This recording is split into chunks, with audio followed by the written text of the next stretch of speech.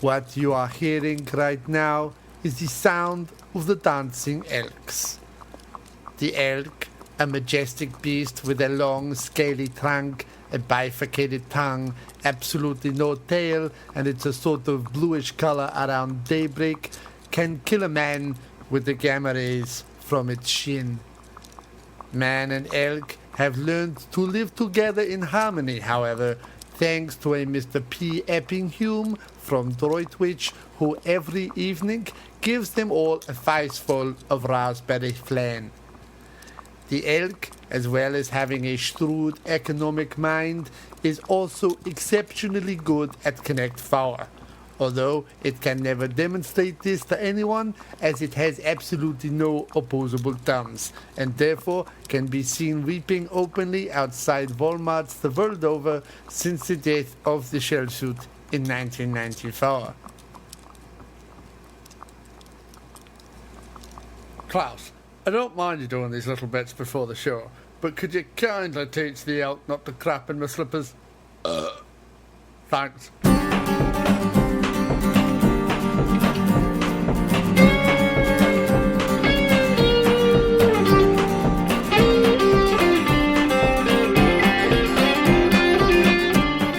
Alright, hello and welcome to yet another episode of the After Movie Diner. And this is a very special episode because it is 2:15 in the morning. We are in the Waverley Diner in the West Village. What is this considered? Soho area. Soho area. I don't know what this is considered. It's in the West. Anyway, it's 6th Avenue. We have just been to the IFC Centre to see Masters of the Universe, and sitting across from me in the booth of the diner tonight is none other than Mr. Kirk Howle, formerly of Schlock Treatment. Mr. Howle, how are you, sir? Good. How you doing, John? Excellent, sir. Excellent. Past my bedtime. I'm never up this late anymore. I have now officially been up 24 hours straight. Wow. 24, just 24 exactly, or? Yeah, 24 hours basically. I slept yesterday from 7 p.m. through to about 2:15, 2:20 in the morning, and it's now 2:20 in the morning the next day. Oh, wow. So I've been up 24 hours, and in that 24 hours, I have watched 7 movies. That's insane. You're insane, John. Yep, and this was the 7th one. It was Master of the Universe starring Dolph Lundgren. So you ended with the best movie. I ended with the best movie I possibly could. Because I figured out that this is one of the greatest movies. And the other nice thing about this diner is you can always hear the subway rumble underneath. Oh yeah, that's right. one of the. Feel it in my feet. Yeah, that's one of the features. That's how they sell it on Yelp or whatever. Features spelled F-E-E-T-C-H-U-R-S-E-Z. Indeed. All right. Whatever he just said, I agree with. So I'm thinking something breakfasty. Although the last meal I had was pork belly, melted Gouda on cheese focaccia. Oh, fancy. Focaccia, or whatever you pronounce it. Did you make that, or did you buy it somewhere? I bought all the individual things, but I put it together myself. You didn't just pull it from the air and create it with your powers? With my man meat powers? and cheese magic? No, my meat and cheese fat magic wanes. But I have grown tired of my meat and cheese fat. Well, just wait until the quote great Skeletor. eye opens. The great mouth opens and we shove food of power into it. So first of all, let's choose. This is always a tense moment for the listeners as they wonder what it is we're going to eat. Yeah. I've already had 2 meals today, so I feel rather extravagant having a 3rd meal, but whatever, here we go. Technically it could be breakfast for the next day, I guess. Yeah. Because I start the cycle all over again. Breakfast is going to make me too sleepy, so I think I'll go with like a open-faced sandwich of some sort. Maybe a turkey. Oh, hang on, they do a French toast deluxe with 2 eggs, bacon and sausage. I wonder if I could get 2 lots of sausage instead of bacon. So that's my decision. What are you having, Sir Kirk of Howleyshire? I think I'm going to go with a sliced turkey, all-white meat with turkey gravy. Nice. So that's a lot of turkey then. You turkey, you jive turkey. That's right. You toiki. It should be toiki. You have to say it like that because you're from New Jersey, so you have to say toiki. Koik from New Jersey. You have to say it like the policeman in this movie, played by the bald-headed dude from Back to the Future. I've already forgotten his real name. Yeah, who cares about his real name? Lubix is the character in this, and he runs around in a hilarious 70s brown leather coat. Yeah, and for a kids movie, he surprisingly very often yells, "Holy shit!" Go ahead, Mike. Can I get the sliced turkey sandwich? Is that French fries or home fries? French fries, please.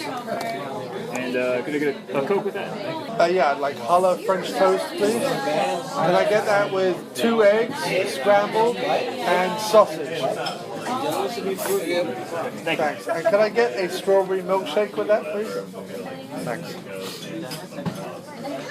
Excellent. All right. So, that's the first thing with this movie, is that it's based on a line of kids' toys, right, which then became a kids' cartoon. That was very, obviously a kids' cartoon. It was not a subversive cartoon. There was nothing about it that was... It's even more confusing than that, though, because what I read about this movie, they got the rights to the mini comics that were sold with the toys. Right. And those comics did not match up to the plot of the cartoon at all. Oh, okay. So basically, in the comics, He-Man was just a wandering barbarian who happened to be given this special sword that made him strong. And he wasn't a prince. There was no Prince Adam in those little comics. Right. And a lot of the other characters were very different from what they were. But then in this movie, they made them even more different from that. So they made a lot of weird changes. Okay. So there was no Orko in the comics that came with the figures. Right. But yet they felt the need to put Gwildor in there, who was basically a surrogate Orko. Yeah, he's basically the character you want to punch repeatedly in the gill flaps. Yeah. I don't know, I used to. When I was a kid, I hated him, but I actually see much more of the comedy in his character now, and in a lot of the characters, like the police chief. Right. No, I mean, I always hated Orko, and I always hated Gwildor. And I even hated the plastic Orko toy that had it had like a serrated pulley. Do you remember that? And you would pull it through, and then it would spin round. And even that was annoying. It was annoying to it was annoying to shove the stick in, and then pulling it out was annoying, and then watching it go and fall off the table was annoying. Everything about it was annoying. Yeah. And it was just. Thank you. But I did quite like the battering ram guy, whatever his name was. Ram Man. Yeah. Their names are really creative. Right. Except you take a word, dash, man, or unless you're a woman, in which case you are Teela or Evelyn or So She-Ra. Basically my point was though they were like kids' toys. Yeah. And predominantly what everyone remembers from the era was the kids' cartoon, which was, like I said, it wasn't like Pixar is today or the Muppets were back then. It wasn't subversive. It wasn't something that adults could watch as well. Like, it really was just morality tales. Yeah, and every episode was as non-violent as they could make it. Right. For a show where lasers were flying all over the place. He-Man never really struck anyone with his sword. No. He would maybe grab you and get you into a bear hug. Right. That was the level. And at the end violence. of it, they stood around and went, "Oh, Orko," and then had a laugh. Right. There would be a little lesson they would tell. That's what I mean. It was all little morality plays for children, right? So you take that and you give that to Canon, who are notorious. I mean, their big hits were like the Chuck Norris stuff and some Bronson stuff, and you can tell that this was also made during the period where they had acquired the rights to Superman, but Superman 4 had flopped big time, and they were actually going into bankruptcy as this was going on. I think this was made. I read somewhere that this was made they had the budget for Superman 4, but they split that in half to help make this movie. To help finish So it even took away from Superman 4's success to create this movie. Yeah, no, I mean, this movie was almost the movie that crippled them. I mean, they were going through bankruptcy and receivership while this was being made. Yeah, and it was the director was so awful it needed several reshoots that Cannon couldn't really afford to pay for, but had to do just to kind of try and get it out. Cannon actually stopped shooting before the guy even finished the film. Right. Like, he didn't shoot the final battle scene. They were like, all right, you've taken too long, that's it. Yeah. We'll just have it anywhere it just fades out while they're fighting. But the hilarious thing is that entire Castle Grayskull interior set was built. It is a 3-level, enormous set, right? I mean, you see it at the beginning. Skeletor starts walking from all the way around the corner. You see him come all the way down. Then it's this massive hallway. Yeah. At no point during the movie do you need any of that space. It could literally have just been that corridor, a couple of faked holes in the floor, and a map painting for the rest of it. It didn't need to be any of that. I watched an interview with the guy who constructed that, and he designed it to be. It was made for like sword fights. Yeah. Fight that they do, so that they'd be able to go up and down stairs on the different levels. It was meant to be like an old Errol Flynn, like huge, big soundstage, and since they ran out of time, he had to shoot the last fight in like a little dark room. Right. Oh, and by the way, if you've ever listened to the commentary on the DVD, which I have done, and I would urge everyone to listen to the commentary on the DVD, this guy, the director, Gary Goddard, Goddard, is it? I think that's right, Goddard, yeah. Yeah. He thought he was making like a big Hollywood masterpiece. Like, he was absolutely convinced that this was amazing. Well, I don't really blame him, because if you look at the sets, looked amazing. The costumes are pretty great for the time. Well, what he ends up making is a slightly more expensive Flash Gordon. I mean, it really is. It's. I mean, Flash Gordon is our generation's Flash Gordon, but this is like Flash Gordon's sort of what, end of the 70s, early 80s? When is that? That was, I think it was the early 80s. Okay. And this was like 87. I want to say 87, 88. What for Masters? Yeah. Yeah, I think. Well, yeah, because it was after the toy line had already faded, like after '86. Right. When no one is really interested in these toys anymore. No, nobody gave a shit. Like, Canon doubled down on so many things they should not have doubled down on. Yeah. Like Superman 3, nobody really liked, and yet they went ahead with Superman 4. Then they thought Master of the Universe, that's going to fly, but like you say, by the time it came along, you know, everyone had moved on to Teenage Mutant Ninja Turtles, whatever the next thing was going to be, right? Yeah. And then, as I say, instead of making a kid's version, which one could at least condone, because you would at least be like, well, you want to get the 4 to 10 bums on seats, like that's what you're looking for, right? This is going to be a big summer family friendly movie. No, you have it so that there's multiple death, there's gore effects, there's weird, like genuinely scary monsters for kids. It's acid thrown in his face. Yeah, he gets acid thrown in his face, things get set on fire, people are put in real peril, and also, like you say, people are cussing all over the shop. Yeah. And there's a slightly creepy dude who runs a music store in a leather cap, which is nothing I would want to subject to children. Thank you so much. Oh, look at that shake. Is that strawberry? Yes. I can tell because it's so pink. Yes, it looks like the flesh of the youthful. I thought you were going to say flesh of Gwildor's cheeks. It does. It looks like something Gwildor might squeeze out of his gill flaps. Which, by the way, why would any creature on a desert moon have gills? You're right, yeah, the only landscape they showed of Eternia was this vast desert. Well, it's Star Wars, right? It was like, it just looked like Tatooine or something. Yeah, they definitely... yeah. I mean... They borrowed a lot of ideas, but it's hard not to. Basically, the storyline is this. Gwildor is a massive idiot because he invents something without realizing what he invents, even though he's purposefully inventing it, which is another thing that got me really confused. Because at one point He-Man goes, no, Teela, he didn't know what he was doing. No, pretty sure he's the inventor who created it and knows that it opens doorways to other worlds. Pretty sure he knew exactly what he was doing. He didn't know that Evil Lynn was going to come steal the key and use it to break into Castle Grayskull, apparently. Because she just showed up and... No, but he knew that it had the potential to be able to do that. Yeah, he knew he could get anywhere. But she showed up just because he was a locksmith. Well, if he's a locksmith, he must have a key to another world. So do you think there was Skeletor's original plan just to find this guy who's a locksmith and have him just jimmy open the lock of Grayskull? Yeah. Why don't they just do that then? If Can it you was that get easy? me through the back door, Gwildor? Of course I can. I'm Gwildor. I would love to see that, like a heist film. Yeah. Gwildor and whatever. Skeletor tried to like creep through the air vents with his big hat on and his shoulder pads and everything. Yeah. And every scene could just end with him being like, Gwildor! So Gwildor, who's a massive idiot, invents a Japanese synthesizer that opens portals to other worlds. Oh yeah, and he invents this thing that's basically a keyboard, but he doesn't know what music. It doesn't make sense later on. He's explaining to, is it Kevin, who's the birth boy? He's like, what? You know how to pull these notes from there? How? And he's like, oh, I have a keyboard. What is keyboard? It's like this thing you've made that you call a key. What are keys? It's like, yeah. I suddenly know nothing. Why do I have a face full of labia?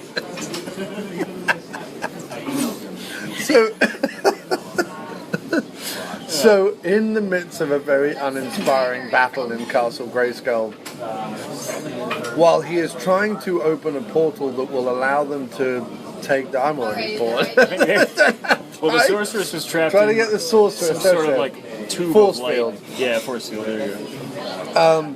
And they said only Skeletor could break it, except Gwildor if they opened a portal. But apparently, trying to open a portal into a force field takes Gwildor an inordinate amount of time. Yeah, it takes him more time to do that, to open something that's in the same room as he is in, than to send people back in time. Yeah, into a different universe. Yeah. So that's all very confusing. And at the very last minute, they scrap that whole plan because they figure a fish out of water story would be much better, even though there is no real fish out of water element to it at all. They go to Earth, they stride about, no one comes up to them and goes, what is going, like... Well, only Lubick or whatever. Right, He's the Lubick. only one who's like, who are these weirdos? He's the fish out of water. Everyone else just goes along with it. That's true the whole Corny time. Cox gets told this implausible tale about Castle Grayskull and Skeletor and this, that, and the other. She's just like, oh, right, we must help you, yeah. And every time Lubick shows up, he's like, I gotta shoot these people. Like, he's got a gun ready to blow everyone's brains out. And everyone has to yell at him, no, you're an idiot. You don't know what's going on. The other great thing is, throughout the whole movie, Skeletor keeps saying, keep He-Man alive.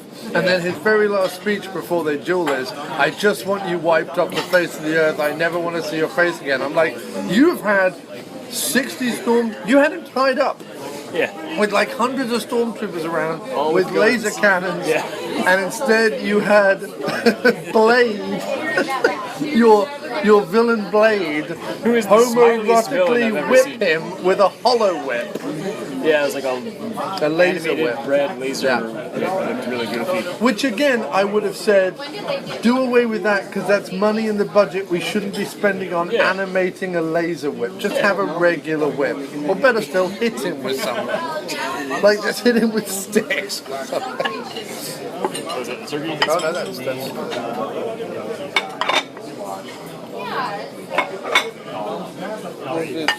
Thank you very much. Thank you. Yeah, well, the whole fish out of water thing, this is a problem I have with almost every cartoon that gets made into a... Well, Howard the Duck does the same thing. Yeah, they have to, instead of, they create this amazing world in the first scene. It's Right. like, oh, we're in this strange, unusual, fun, interesting place. Right. Let's just put them in Earth and, like, who In a knows where. loincloth. Yeah, sorry. In a music store or something. Yeah. Let's take him back to meet Charlie the keyboard player with the leather cap and his Yeah. literally looked like a sailor who was about to go on shore leave. And what other movie did they do that? The Smurfs that came out a few years ago. They brought them to Earth. I don't know why, if it's a budget saving thing, if they're just like, we only want to build one set and then we want to shoot in the streets. Yeah, I mean, I would have looked at what they would do. I would have been like, right, halve the size of Castle Grayskull because there's really no point. Like, you spend 90% of the time over by the throne and you don't even shoot that in an imaginative way. Right. Secondly,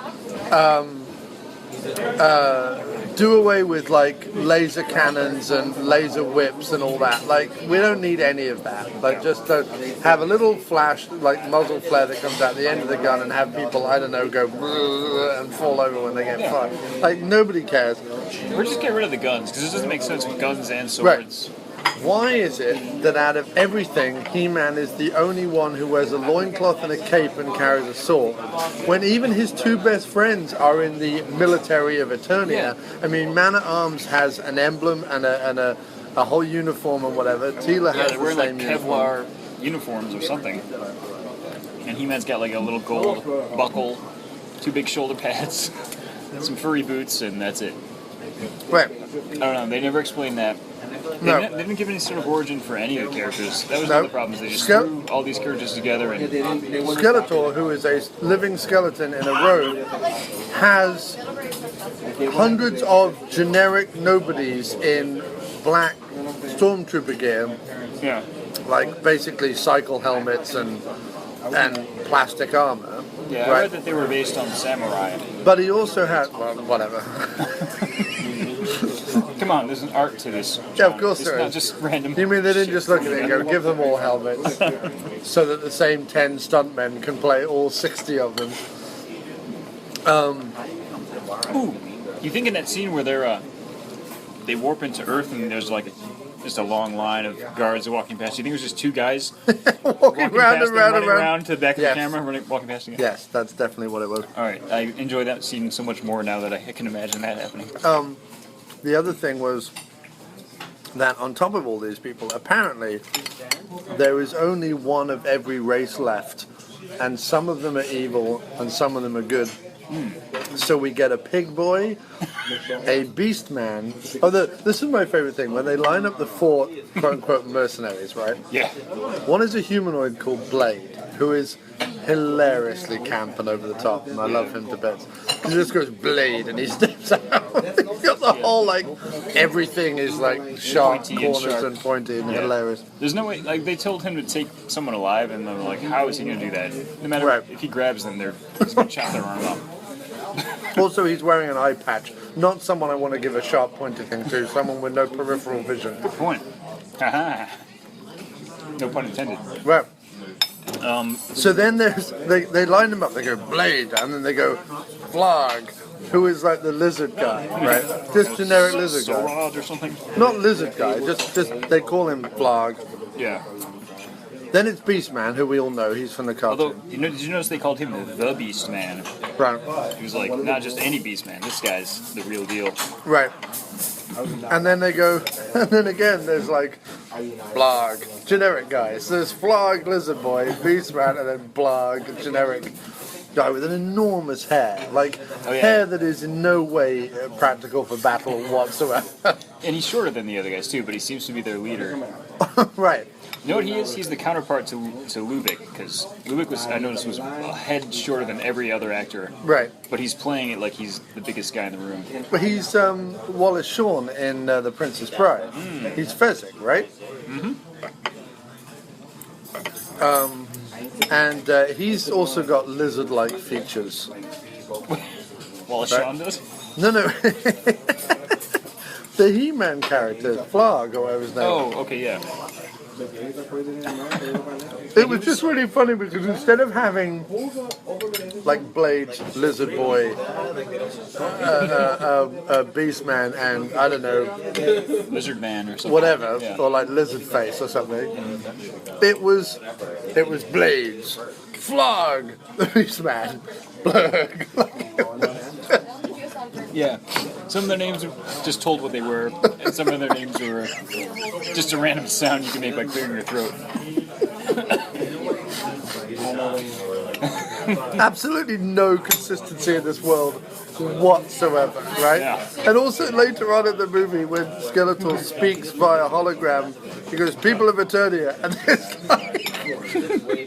Like, what, 4 people, right? 6 extras that they've like the only people left on set that Yeah. day. They've just Would you notice they did the same shot at the beginning of the movie and at the end of the movie when he talks to the people? well, But one of them it's daytime and one of them it's nighttime, but they're all standing in the same positions. Like, they've got these these prisoners standing there with their hands on their heads for 3 days or whatever. that's incredible. So So we were talking about the one good thing that did come from them having to travel to Earth is I kept thinking about this the whole movie and it was cracking me up because Gwildor drives in at one point in a pink, what was it, Corvette or Cadillac? Pink Cadillac. Yeah, pink Cadillac. And they're like, because why not? Some sort of land boat. Right. No, why don't they know what a car is? They know what a boat is. Right. They probably. They all speak English fluently. Do they refer to the flying ships as, look, it's an airboat? Right, exactly. Watch out, that man's running towards us and he's wearing foot boats. Yes. Although this is the planet of Eternia where they refer to people who literally lead nobody and actually act alone as centurions, completely missing the meaning of the word centurion, which is he who leads 100 people. Ah. Those were the guys riding around on the air skateboards. Yes. Right? They were the ones on the hoverboards. Yeah. So they go all the way back to Earth. Or as they would say in Flash Gordon, and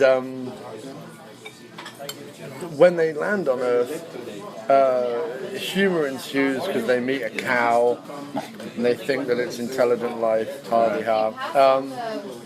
But also, they lose the key. The key is distributed miles away. We don't quite know why, how that happened, whatever. But anyway, they lose the key. So, the rest of the movie, Skeletor is trying to get hold of the key. Never really explained why when he has one of his own. Well, because he didn't want them to show up and do the same thing they did before. Even though when they showed up and did it before, they couldn't do anything. Yeah, why didn't they just wait in that room for them to show up and have all their lasers aimed at the spot they were going to appear at? Just blast them immediately. Why not just get every single, like all the people in that room, just all of them, and whenever they show up, just kill them on sight. Yeah. But Skeletor had this thing that he wanted to keep He-Man alive, and wasn't even bothered about killing the others. Like Man-at-Arms, till he was like, let them go. Well, because he kept saying He-Man has this status as Eternity's hero. Everyone thinks he's going to win, so Skeletor wanted to have him like surrender to him basically on TV, like on whatever that big hologram was. Like them do on hologram. So, but they never showed any reason why anyone would think He-Man was their hero. Like, right. It showed people fighting in the distance, and he's just standing on a hill looking bored. Yes. I shall stand up here until someone comes up to me. And then may unimaginatively wield my sword at them. Yeah.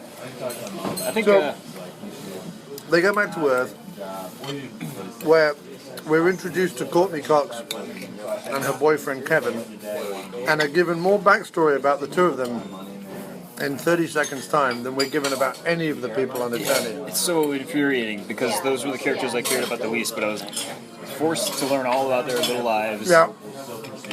And yet, yeah, I mean, I remember hating that about the movie when I was a little kid, but watching it now, tonight, I was actually like, alright, they actually did some good character development for these two. They're the only ones who really go anywhere. Yeah. We know nothing about Eternia whatsoever. We don't know why they're locked in battle. We don't know why He-Man hasn't put his sword through Skeletor we don't know years what ago. Great eye is they keep talking about. Yeah, we don't know what the eye is. We don't know why the sorcerer is so shitty that she gets herself kidnapped. Yeah. It literally starts, this movie, after all the interesting stuff has happened. That's literally where this movie starts. That's true. And then it's just all that happens is Skeletor's waiting for them to come back. Right. It's like there's a prequel that should have been made. Do you know what I mean? Yeah. It would be like starting Lord of the Rings after the Battle of Helm's Deep and going, wow, if only people could have seen that battle. You know? That's literally what it's like. Yeah. There are two movies leading up to it, but no, we're just gonna start after the Battle of Helm's Deep. You should have seen it. Millions of orcs. We were fighting on castle walls. There was elves and orcs and dwarfs and all sorts of people. Where are they now? Oh, they're dispersed.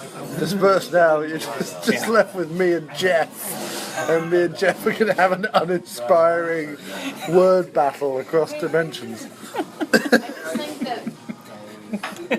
Was there a character named Jeff? No, there wasn't. Oh, I wish there was.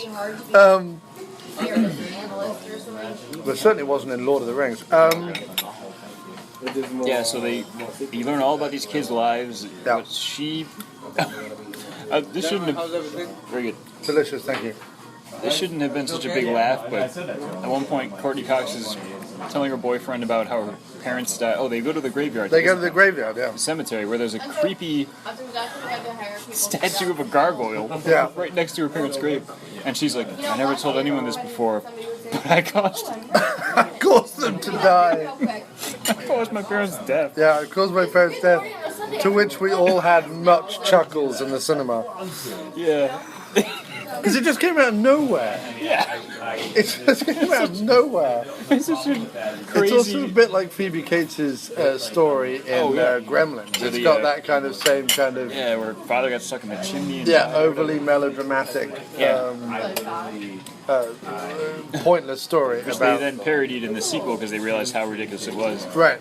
But this movie didn't realize how ridiculous Courtney Cox's little speech was. No, and she didn't cause them at all. All she said is, I don't want to go to the beach today, I've got to study. Because she wanted to hang out with her boyfriend. Yeah, so technically he caused their deaths. Yeah. So then her father instead went, well, let's fly to Catalina for the day. Her father is apparently a terrible plane pilot. Oh, you think they flew their own plane? Yes, because at the end, the mum says, but your dad's a good pilot. And the way she stops him is by removing the map that he was meant to use to fly there. And the keys. And the keys and all that. All right. They must have like a little sense. Cessna or something. Again, never established. Yeah, and I did not catch the dialogue that explained that at all. No. That was the problem with a lot of this movie, was things were explained so quickly at times. Right. And other times not explained at all. Yeah.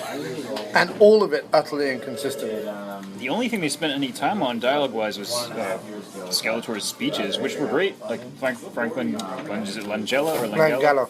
Frank Langella is awesome in this, and his Skeletor is very Ming-like. Yeah, and he's a good archetypal, evil villain. Yeah, throw the odd bit of Cod Shakespeare in there, and you're on your way. Exactly. I mean, literally, he's cut from the same cloth as like Ming the Merciless or Christopher Plummer from Star Trek VI or any of those kind of things. Yeah, but he's perfect. But they didn't spend any. If they would have gone to that trouble with He-Man's lines, he could have at least had something to say at all. No. But his lines were all one or two words. He came across as kind of just a big dumb guy, just buffooning around, smashing stuff. Yeah, but he had a heroic. Well, you say that, but when they land on Earth, he says, "Let's spread out and cover 15 parsecs." Yeah. While we, this is the other thing we've got to get to, is that their units of measurement and time can he's like, "Oh, it would only take me four cum-plums to to do this." Cum-plums quilt? Yes, 4 cum-plums. Every time they said a unit of measure, it was another word. It was some new word. So the audience had no point of reference for how long this was going to take. We've got 17 centigrams until the moon is in its setting. Yeah. Just those actors read that in a script and go, what is this nonsense? And this is my main problem that I have with all fantasy, and it's more obvious in this because it's not particularly well handled, but I have this problem with all fantasy, Lord of the Rings included, all of it, nothing gets away. Star Wars doesn't get away from it, Lord of the Rings doesn't get away from it, Never Ending Story doesn't get away, like you name the fantasy thing, none of them get away from it. And that's the fact that everyone speaks English except the odd thing. Like, a flagon of ale becomes a glethbeg of ale. And you're like, no, it's like it's a mug of ale. Like, just, you're saying ale, so why does it have to be a glethbeg of ale or whatever it is? Like, it's totally pointless. It serves no purpose but to confuse the audience. So, throughout the movie, Man at Arms and Gwilda are always saying, like, it's 17 klebnobs till whatever happens, and you're like, he goes, I'll need at least 17, partheps before I can mend the, and then there's this bit at the end where Gould is like, well, if I have to jimmy rig this keyboard contraption thing, I'll need a cloth neck of Glorg, and he's like, oh, I happen to have a cloth neck of Glorg attached to my pulls off some device that's been on her shoulder the whole time for no reason. We don't know that it has any purpose, but apparently Gwildor needs it. Yeah, and then Manor pulls something out of his pants. Same, like he just happened to have this fully functioning electronic device in his pants. I don't know why. I'll also need an intergalactic clanks mag. Oh, I happen to have one of those tucked in my pants. Oh God. Yeah, but that stuff was cracking me up the whole time, though. I have to imagine the actors, to a certain extent, get a kick out of how stupid the dialogue is. But like, they must be laughing about it. Yeah. They go down to Earth, everyone's speaking English. We've already made the leap that you're from Eternia and they're from Earth, but we all speak a common language. Yeah. You don't need to start throwing around like, what's a cow? And, yeah, why didn't they? It's a land boat.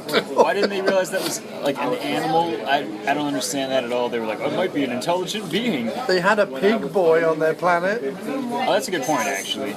Every animal on their planet was a person. Right. Everything on the planet was anthropomorphized. Alright, so now I do understand their confusion in that respect. Oh, but we gotta talk about Pig Boy. You just brought him up. He's not in the movie at all. No, he's on screen for like 2 seconds. He's the little kid who has a pig face who hands Skeletor's scepter as he enters in the last scene. Yeah. Do you know what his backstory is, that kid, that actor? No. That was a little boy, like a 10-year-old boy who won a contest through Mattel to be in this movie. Right. And the filmmakers forgot they were supposed to put this kid in the movie till like the last minute. So they were like, oh, shit, let's throw a mask on him and just make him hand Skeletor's scepter and he'll be in the movie.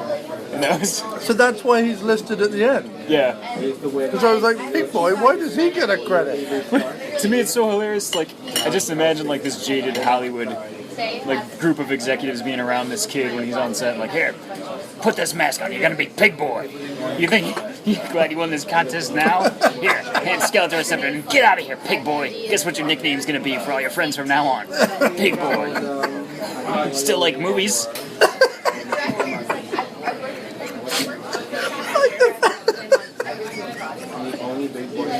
You still like movies? How can do you? Ruin your life. Somewhere, that child is a grown man, weeping in the corner of like a meth den, having just taken the life of a 17th prostitute.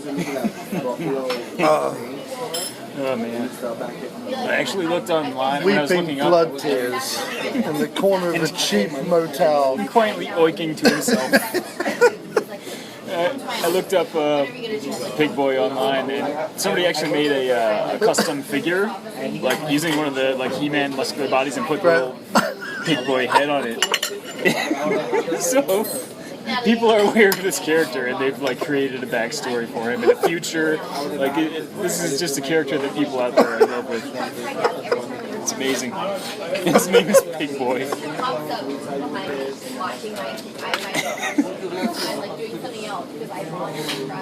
That is the cruelest, the single cruelest thing I can imagine. You won a contest, well fuck you kid, we forgot all about you.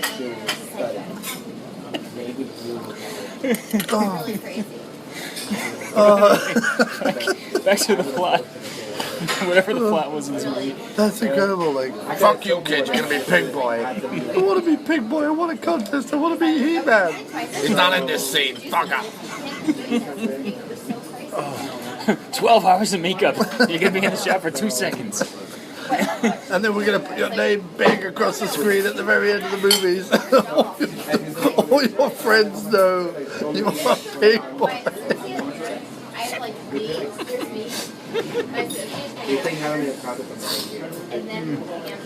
Oh man.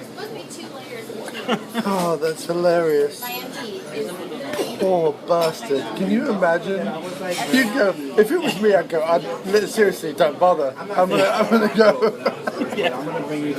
No, you will be Pink Boy. No, it's fine. Seriously, I'm not that married to it. Thanks to an excessively generous donation by Mr. Benjamin Davies to the podcast this week, I would like to give a big shout out to his website, which is www.stoptalking.org.uk. He's a fantastic photographer, and if you need wedding photography, portrait photography, landscape photography, corporate photography, event photography, he does magazine covers, all sorts of things, just go there and contact him, and he will do the business. Benjamin Davies, the professional photographer. Check out www.stoptalking.org.uk. For all of you in the UK, if you're getting married, if you're having babies, if you want to do portraits, whatever it is, contact Ben. He's the man to call. And thanks ever so much, Ben, if you're listening, for your fantastic donation. If anyone wants to donate to the podcast, you can either support us on Patreon, which is www.patreon.com/aftermoviediner, which is patreon.com, or you can do a flat donation over at the website aftermoviediner.com. There is a donate button in the right hand column. In fact, the donate button carries across all the right hand columns of the website now. It's had a spiffing new redesign. So if you wish to donate, please just go to our website aftermoviediner.com, hit the button, and please keep the show going, help pay for the diner meals that we have, help pay for the equipment that we need, help pay for the website, show your appreciation of the show, and indeed send us on tour in 2016 to come to a town near you. Thanks ever so much, and now back to the podcast. What about that funky headdress the Skeletor gets at the end? Apparently getting the power of the universe means that you have to dress like a RuPaul's Nightmare. Yeah, that was a... That thing had so many... It didn't need that many pieces stuck to it. It had like bat wings on the back. It had like a city skyscape on the top. It had he looked like an Indian god, like one of those. Like a Vishnu kind of thing. Vishnu or Krishna or something. I don't know what those gods are. Like if you took all of those gods and just mashed them together into one god. Gilgamesh or whatever those. I don't know. Yeah, it looked pretty crazy. Yeah, but. He also kind of looked like what would happen if one of the Golden Girls had a makeover. You know what I mean? Like, like if it was. Oh, because his face, the lower half of his face was all pale and just like. I just mean like, if you imagine like B. Arthur was dragged into one of those glam magazines, and they were like, "We're gonna glam you up." Oh, okay, and they like constructed all this gold. Through sparkle, just like because he kind of looked like an old woman. Suddenly he was wearing like a Florida jumpsuit, you know what I mean? Like one of those white and gold jumpsuits. And because you could only see the lower half of his face, it was just like pale jowls. Right. Yeah. Oh man. Yeah, that looks really weird. And I don't think they ever made a toy of that. Although if they did, that would be something amazing. It would. I want the Pig Boy toy though. Oh, that's what I'm really after. Yeah. I didn't know that about Pig Boy. How sad that is. Well, apparently it had kind of a happy ending because he got to meet the whole cast and crew. There's like photos of him like with Dolph Lundgren before makeup and then with Dolph Lundgren in costume, and like they look like they're being nice to him. Right. But I don't think Dolph Lundgren's a bad guy. I think he's a nice guy. He's an educated guy. Yeah, he MIT professor, scholar, whatever. He wasn't ready for this movie though, I don't think. No. Not for the... He wasn't ready to speak on camera in anything that resembled not a crazy accent. Like he was great in Rocky IV because he just had to do a Russian accent and say a few words. Right. But to do like a heroic voice, it just didn't work in this. And yet,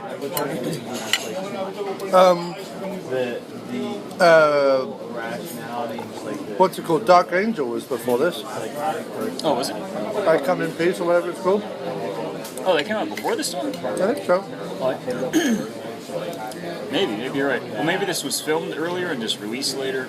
Maybe, I don't know. Whatever the case, he claims it was his worst acting experience. Like, it was like a nightmare being on that set. Because they kept trying to shut them down, like, every day. Right, well, because they had no money. Yeah.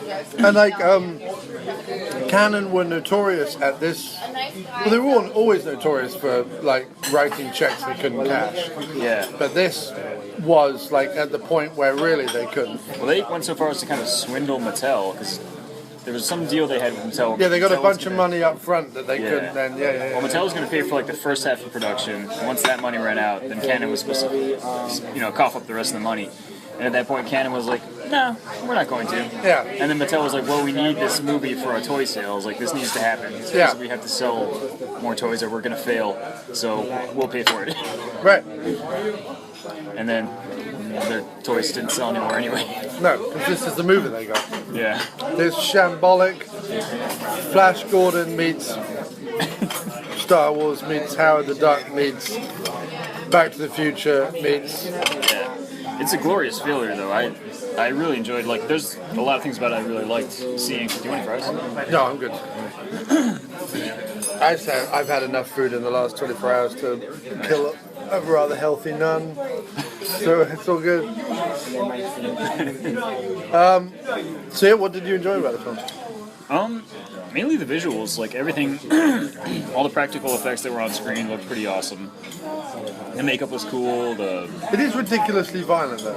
I mean, they like go out of their way to kill as many people.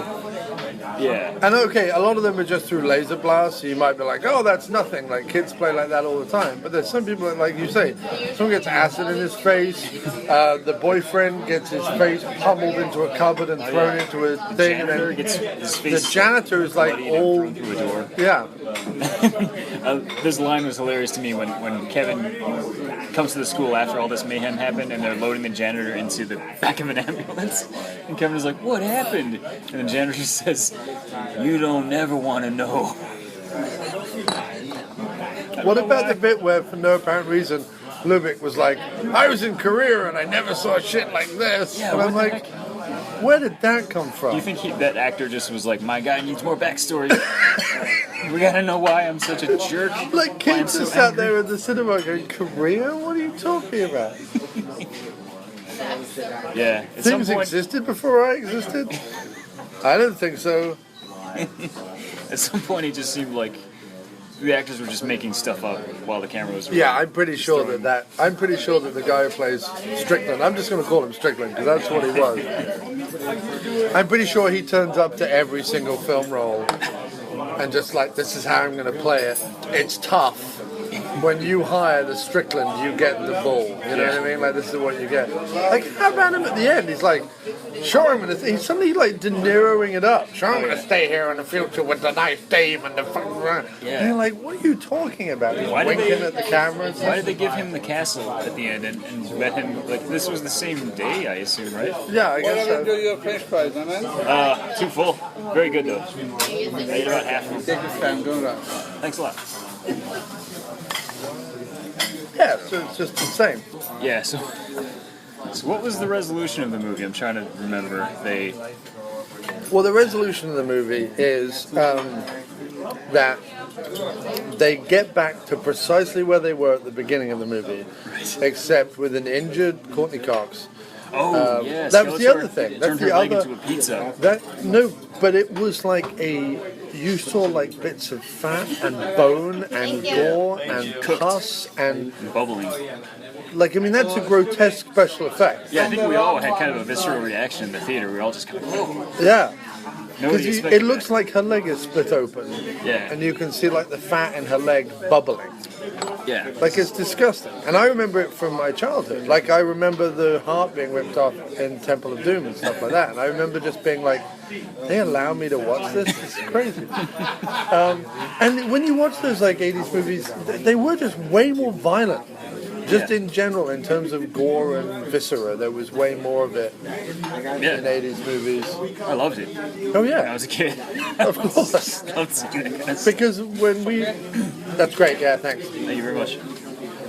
When we went out to play war or whatever, like, we would pretend to kill each other and then we would go like... Right. Or like, pretend that we had like blood gushing out of our neck. Yeah, if you had like a fake sword fight, you'd be like, oh, I got your arm. Yeah. On your Pretend back. we all saw that, like in Holy Grail and stuff like that. Was all fine. But like if they made this movie now, what would it? Everything would be just like very slick looking and dark and shiny, and there would be no. I feel like I don't see. Well, you see, because I feel like they've almost entirely done away with squibs. Like when people get shot in movies these days, Well, now it's just there aren't computers. squibs, is there? Well, like we both watched the movie Wormwood today, right? Right. Yeah. And most of the blood effects in that looked like it was digital afterwards, which is odd because it seemed like such a. I didn't notice that too much. Maybe they just kind of augmented this. Well, there was a lot of headshots, so it was like I think what they did was they did the thing where maybe the entry of the bullet was digital, but then the blood coming out the back of the head was done for real, kind of thing. Because it didn't feel digital blood to me, Wormwood. Yeah, that's true. It did look good. That movie was awesome.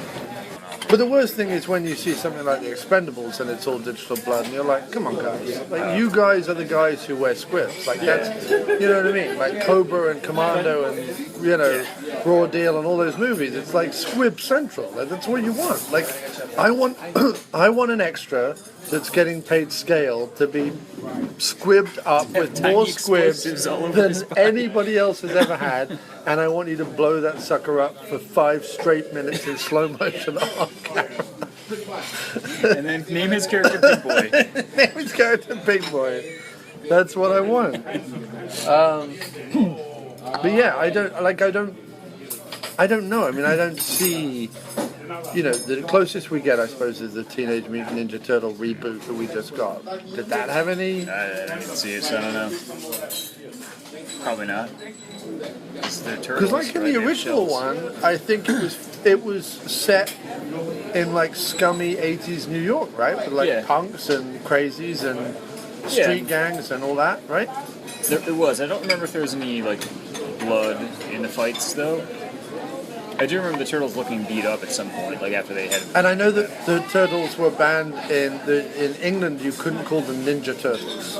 Really? They were called Hero Turtles. Ah. They were Teenage Mutant Hero Turtles. So you could be a mutant, you just couldn't be a ninja, right? Huh. And because nunchucks were banned in the UK, as were ninja stars. Oh. And they because they were afraid of a rise of kids going out to buy these things, they banned them preemptively before we even saw the movie about the big rubber turtles that live in New York So they City. banned it because of that movie? They were Basically, because scared of that.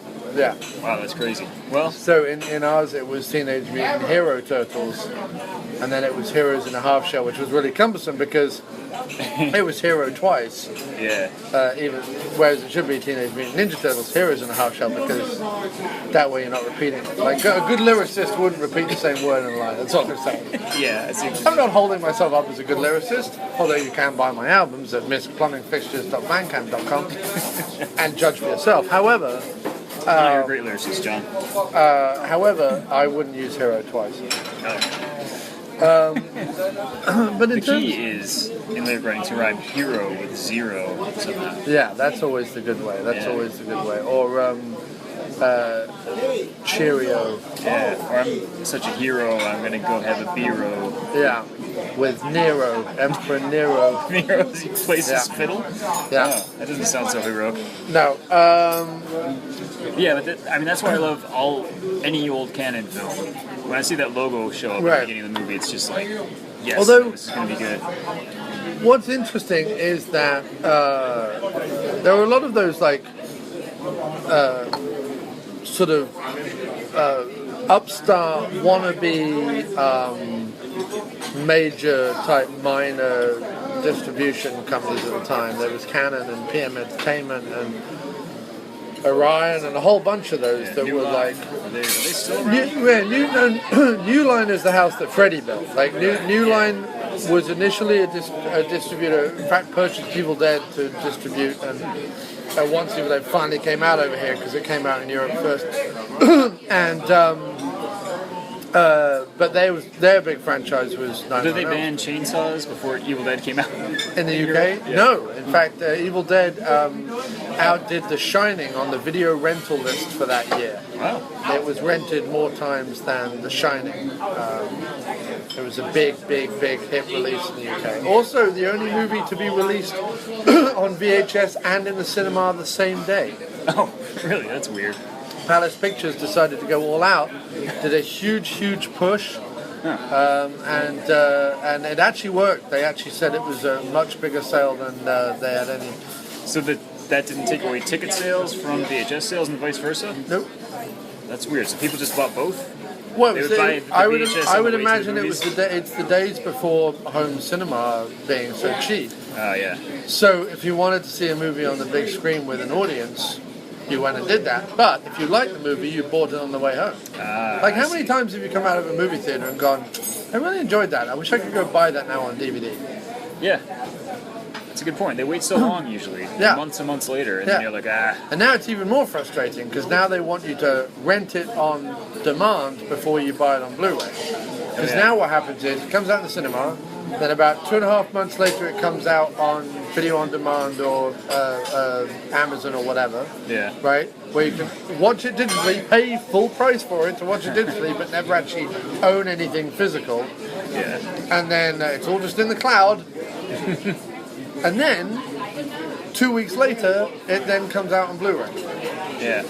Yeah, that's weird. It's a dumb system, John. It is dumb. It should come out, and I'm not kidding, Blu-ray, cinematic, and on demand all at once. And VHS. So and VHS and everything. And a cassette, audio cassette of Read, just the soundtrack. read by Ian McKellen. All movies read by Ian Yeah. McKellen. Keep that guy busy. Yes, as Gandalf. Not as Ian McKellen, but Gandalf. So it'd be Gandalf reads American Hustle. Or like Gandalf reads Expendables 3. He won't even be credited as Ian McKellen, just Gandalf. every cover will be a picture of him in full Gandalf robes and beard, just holding a video cassette of the movie, looking as if he's reading it somehow.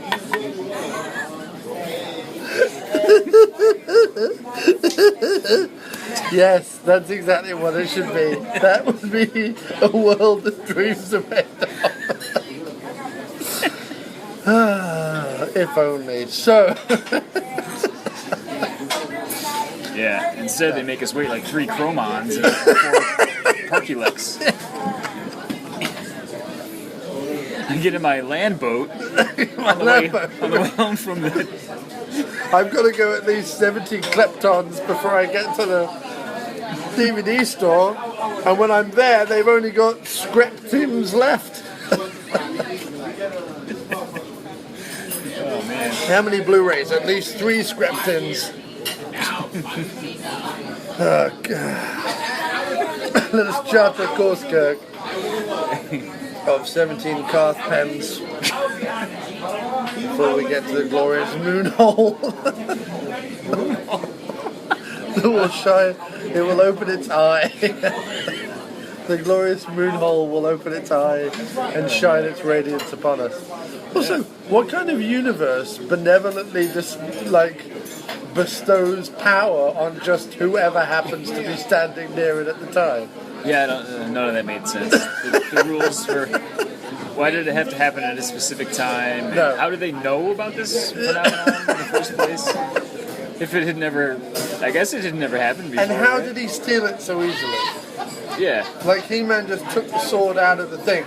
Yeah. Also, some of this land was futuristic because when he put the sword in the lock, it went bidididip, and it had like a little digital high-tech lock to it. And then some other bits of this land are swords and sandals and dust and people who live in caves. That was great when the stormtroopers showed up at Gwildor's front door and ruined his rockery garden for no reason whatsoever. Destroyers of shrubberies. Were those like Fabergé eggs that he had out front? They were stomping all over. It's He weird. probably lays eggs out of his gill sack. He's like a fish man or something, right? He's got gills, but he's hairy. But he's got ears like a rabbit or something. I don't know what he is. He's a whatever's funny at the time. Yeah. Whatever. Played by props- Billy Barty, who gets apart from Dolph Lundgren, gets the lead credit in it. He's the first He name. goes that shows Dolph up on screen. Lundgren as He-Man in Master of the Universe, and then starring Billy Barty. The end. That's so, Some old fart as Man at Arms. yeah, I He's don't know who been that guy in is. nothing. Yeah. Tila looks familiar. She was in other stuff. I don't know. Yeah, neither of them were. They were just kind of blah But Dolph characters Lundgren and actors. Courtney Cox are the two biggest names in this whole movie. It's true. Well, Billy Barty's a pretty big name. Not a pretty big fella though. It's true. And he's got all those gill flaps all over his face. Looking like a bunch of vaginas. In a way, though, he was kind of. He was like the bad boy of the film. He stole that car and Yeah. and changed it into a Oh yeah, there was this, non-fuel burning. all of a sudden there was this random ecological message right in the middle of the movie. Oh yeah. I don't need to burn any more fluorocarbons. I can just use my cup sex with the pig splebs, and then I can fling the dogs into the grim splebs, and then we go nice and quickly. And he built this thing in like an hour, less than an hour. Yeah, out of parts that were just lying around an alleyway. Yeah, and I don't know. And then there was a whole thing of them eating the meat out of from the restaurant, from the fast food place. Yeah, chicken place. and It was like what's ribs very and chicken bones. interesting is that Evil Lynn has a contraption that is able to see the past. Oh yeah. She wafts a scanner over the scene. It's like and those is things able that to- detectives use on movies to find out where bodily fluids are and Right, crime scenes. but she just wafts it over the thing, and she's able to see intrinsically what happened in the previous fight. Yeah, that wasn't explained. That technology. That's some kind of magic technology. And yet, also, they were confused by a cow and musical instruments. Yeah, and yet at the end, also Skeletor refers to Earth as a primitive world, even though they're all very confused by all these strange Also, devices. that's another thing. Maybe if you're trying to save money on a budget, you don't blow up all those musical instruments, which are all expensive. Maybe you set it in a hat shop and blow up some hats. Or maybe... I'm just picturing the Kevin character going to his friend who works in the hat shop. Hey, you ever see anything like this weird electronic also, device? who picks up anything that looks like that and goes, it must be one of those weird Japanese keyboards? It was beeping like it was a bomb about Yeah. to go off. Or I mean, something. unless you're a racist. She might well have been. It's probably Japanese. Oh, it's definitely not Japanese. What did he say at one point? He goes, "I'll tell you something, Kevin. That is most definitely not a keyboard." Oh yeah. Was that his friend who worked in That the was store? that was Lubeck who said that. Oh right. Well, Thank you that very was much. after Kevin demonstrated its keyboard-like properties. He was like, Yeah. I'm pretty sure that's not a keyboard. Pretty sure that's not a keyboard. I'm going to take this with me. When I Make went it a to match." Korea, I didn't see shit like this. Like, yeah, just pushed Are you everybody swearing around. in a kid's phone? Damn fucking right I am. Motherfuckers. And was he like the chief of police or what? Because No, he was a rogue. At one point, there was like a sergeant in uniform going, "Now come on, calm down." As if he was like a local lunatic who they allowed to dress as a policeman, but actually had no authority at all. right, because when he talks to that Kevin kid, he's like, "Yeah, all right, get in my car. We're gonna go see your girlfriend." Normally, you would tell someone who works for you, an officer of the law, to go check it out. You Yeah. would just get in your car and drive. With No, this he kid's- drives away from that. No, not only that, he lets the kid onto an active crime scene, then drives off the active crime scene without doing anything. And he leaves Oh, don't the worry, kid there. kid. We've had a police dog go in. What's the police dog done? Like gone in, sniffed and gone, "Yep, there was a fire." Well done. ate a ham sandwich that someone left on the counter. At no point does any of this stuff get figured out. No. Nobody at all reports the fact that spaceships are flying out of a massive portal. Yeah, where was everybody in the city They're- that night? Everybody was in bed. They're all in bed at the same time. Also, there's this brilliant bit where they go, they're up on the roof and they go, "Well, I don't know how we're going to get home." And it cuts to Skeletor going into a massive street-wide portal. Yeah. And you just think, I don't know, maybe jump into the portal. Yeah, just follow them and jump in. Yeah, right. I thought the same thing. I don't know how we're going to get home. I don't know, that huge fuck-off portal that's going back to Eternia. Yeah. Also, like, the look on your face, you don't know where to go. Well, why does Evil Lynn and Skeletor even bother going to Earth? I don't know. To Like, get that there's no- stupid key. So what? And then all they did was they like made it not work anymore. Why does... I mean, let's And they go didn't right kill back to the anybody. beginning. Why does Skeletor want the destruction of everything? Why does he hate He-Man so much? Why can't they live in harmony? He's already defeated everyone's army, and he's pretty much in control. He's in Castle Grayskull, and he's like, all right, now I don't really have any power yet, Right. so let me Keep fucking things up for people. But he pretty much was in charge at that point by military control. Yeah. By several parsecs. Yeah. Oh man. Yeah, so overall opinion of the movie. I loved it. Yeah, it was It's fantastic. hilarious. Isn't it great? Yeah, Isn't it it's fantastic? non-stop action. I actually really love Master Universe, I'm not even kidding. Yeah. It makes little to no sense. It's a fish out of water story without really being a fish out of water because He-Man just wanders around, nobody says anything at all except... At one point, it's a man-fish in water who has to be saved Right. from the water so that he doesn't drown. Maybe that's what it is. The only time there is a fish out of water, it's a man-fish pulled out of water by He-Man. So He-Man pulls a man-fish out of the water, he empties his gill flaps, end of movie. Yeah, it's symbolism. Symbolism. I think, I hate to put this image in your head, but I think when Teela's not around, I think He-Man and Man-at-Arms have sex with his gill flaps. They take either side of his head and have sex with his gill flaps. Imagine the sounds he's making during this. That's what I'm gonna picture tonight as I lie down to bed. All right. Yes. Well, thank you ever so much. Thank you, John. And for can I, being on this special midnight edition of the After Movie Diner. Yeah, After Midnight Diner. The after midnight movie diner. Yeah, there you go. That makes it sound more adult, even though we went to a movie that was based on Yeah. children's toy line type product. The after the Mattel midnight movie diner. Mattel? Yeah, nice. Can I plug my, Yes, my go new ahead. cartoon? I just finished a... I can't even think of words anymore after talking about this movie. A 2.5 minute first scene of a longer cartoon I'm working on that I wrote with Doug Fry, who is a current member of Schlock Treatment. And we'll be on this podcast later this year discussing wrestlers in movies. We're going to discuss The Marine. Oh, nice. Never saw that one. So go check it out. It's a fun little cartoon, 2.5 minutes long. It's on YouTube. It's actually on Vimeo. On you go to Vimeo? vimeo.com/Kirk You've been all Howle. modern with the Vimeo. Yeah, Scoffing your nose at YouTube. yeah. I'm moving up. Moving Yeah. up in the world, John. I'm not. I got like 30 views so far. That's tremendous. I've watched it at least twice. Oh, awesome. Thank you. Yeah. And all I realized was I'm not in it. Not yet. We will be. You're in a later scene. I'm in the later scene. Yeah. I'm going to do a voice, apparently. Yeah. I'm trying to get. Cartoons. I gotta find a place, hopefully not a diner, to record your dialogue in. Yes. Otherwise, we'll get a lot of background noise we don't want. I want to say at least one unit of measurement that isn't real. We'll see if we can work that in. Yes. Maybe you can ad lib like. I will do. the A character. flannel pep. Yeah. I have to go several flannel peps from here. That'd be great. Yeah. We'll use that. Print it. Done. That's it. You're not getting that again.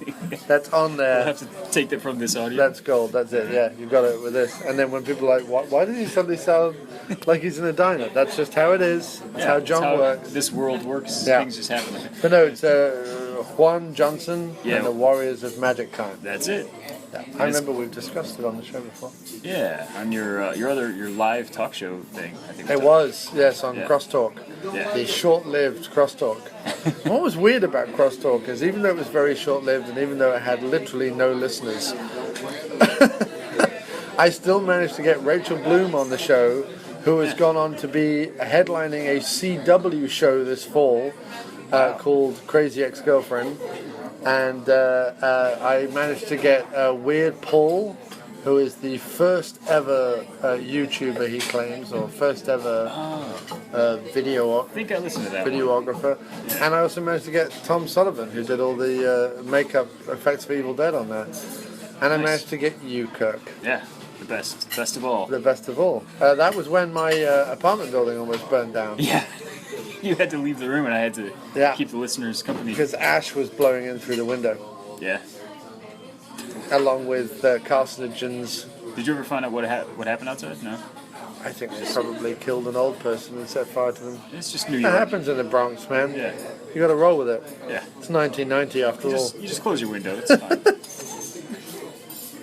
But anyway, go check that out. Go check it out. Vimeo.com/Kirk Howle. And the Warriors of Magic Time on Vimeo. And it's kind of fitting because it's sort of based on my memories of cartoons from my childhood, like He-Man and Dungeons What I and was Dragons. most impressed by, and I think I said this before about your other cartoons that I've seen, is the timing.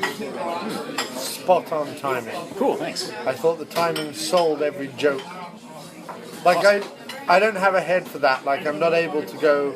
Like I could do it if it was live action. Like if it was live action, I'd be like, right, we need to see this and we need to do this and da, da, da, da. Yeah. But I wouldn't know even how to come at it as a drawn thing. Okay, yeah, it's just... I know you have more control in some respects, but even so. Yeah, well, it takes a long time. It takes a lot of work and re-editing. And so how long did that take? just that scene probably took me like about 5 months. 5 months? Yeah. Okay. So on that... But that's partly recording voices, Right. Mixing the audio, getting everything to sound right in the edit, then drawing and then animating. So we can expect the full half-an-hour episode in maybe 5 years. 2027. Look out for that, ladies and gentlemen, coming to you on whatever replaces Vimeo. Yeah, just go there and keep refreshing. 2027. Yeah. And the Kirk starter campaign will be no doubt going up soon. Are you gonna Kirk start it? Well, it doesn't cost me anything. I need a way to get more time. Don't tell people that. Tell people that it costs you millions of dollars. But then, Kirk, you've got to make money somehow, sir. I would like to, but isn't that like technically illegal to tell people you need money for something that you don't need money for? Isn't that all of Kickstarter? I guess. But then you have to give people prizes, right? Did what's his name? Prizes. Isn't that how it works? You have I love to, the way you look at him. People prize. Oh, give me a prize. if you give me $5, I'll I think a prize. call you Pig Boy. I'll call you up and leave a voicemail. Insult Hello, you. Big Boy. No, I believe they're called rewards or whatever. Prizes indicates that people did something to They won yeah, a competition. they won something, but they don't really win anything at all. Yeah. They just gave you fat wads of cash, and you gave them. Isn't that awful though? Like, you said to someone, like, please help me out with this thing, and at the end of it, I'll be able to produce a finished film. And on top of that, they're like, yeah, but can you give me more things? And you're like, but you're paying for the finished film. Yeah, I know, but can I get a T-shirt, and a CD, and a pinwheel hat, and a pair of galoshes? And then you're like, all right, well, I need another $5,000 to pay for all the merchandise. But if you pay for that, then I've got to give you another reward. It's like this thing that like merchandising is free when it really isn't. Yeah. That's why I've never tried to do a Kickstarter. It just sounds like too much of a headache. Yeah, it's all I this get thing. bogged down in all these rewards, and I'll never finish my thing. And you'll get like 25 aprons printed up for anyone who donates $50, and nobody donates $50, so you're left with $300 worth of shitty aprons. Yeah. I don't know why I went aprons, but I figure like it's a slightly more interesting than a T-shirt. Because you can't, like But a it's T-shirt, also something you can't just wear out in public. You can only wear it while what I you're like about cooking or cleaning. It's something that either dust or dirt. Deal or with food that, is gonna be splattering. internet. Deal with that, pig boys. Anyway, this episode has been dedicated to Pig Boy. Wherever you are. Wherever you are. Don't kill yourself. There's always hope. Maybe they'll make a sequel one day and you can be Pig Man. But if you are, it'll probably be replaced with Chris Hemsworth or Liam Hemsworth or one of the Hemsworths. Oh, there's multiple Hemsworths now? There are multiple Hemsworths. They are breeding as we speak. Jeff Hemsworth, Eric Hemsworth, Basil Hemsworth. Oh, boy. Wow. How much Hemsworths? How much is a Hemsworth? Yeah. Well, if you go to a tailor, they'll normally hem, I don't know, around $25, I think, to hem both your pant legs. How many quin jowls? Quin jowls? Well, at least 17.6 quin jowls. The 0.6 is, of course, calf naps. Yeah, I don't have that kind of flargon on me. No, I'm all out of Grepnarg at this point. As I'm sure the listeners are. So thank you so much, Kirk Howle. Everyone check out Juan Johnson, The Warriors of Magic Time on the Vimeo. The Vim. I'm gonna go with that. It's the hip Vim. now. Nice. On the Vim. And everybody give John Cross a big round of applause right now. Wherever you're sitting, whatever you're doing, just applaud. Yeah. Thanks, John. That's quite alright. I'm gonna go home now and pass out.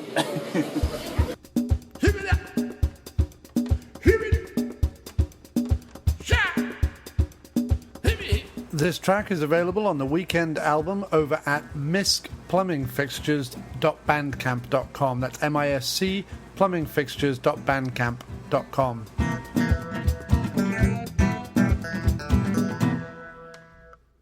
Drifting typewriter starts on the cobbles. The ladies all gossip at the caravan. Handkerchiefs are waving, and bells in the air. Bustling market with meats in a can. Well, alright. Well, alright. Down the cap to the undertaker. Bristling mustaches on bended knee. Cafe tables filled with berets. And here we're not very far from the sea. Well, alright. Well, alright. I don't think you've got a single clue. Nobody asks about you, and if they do, I say who.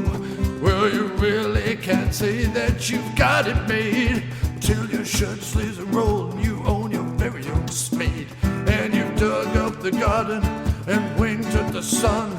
Until then, we're all just on the run.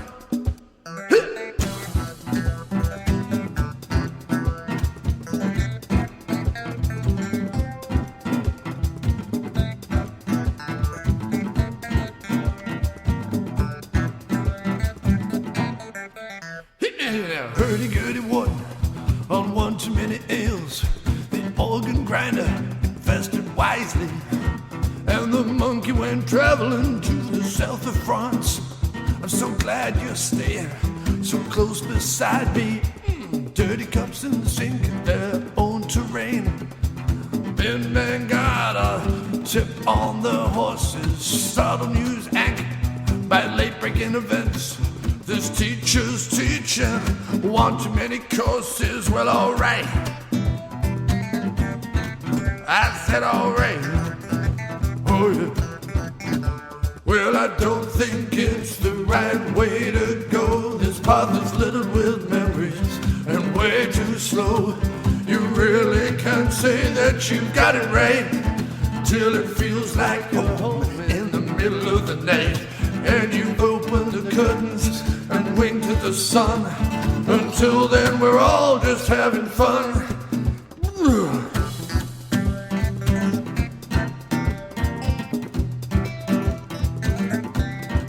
Well, alright.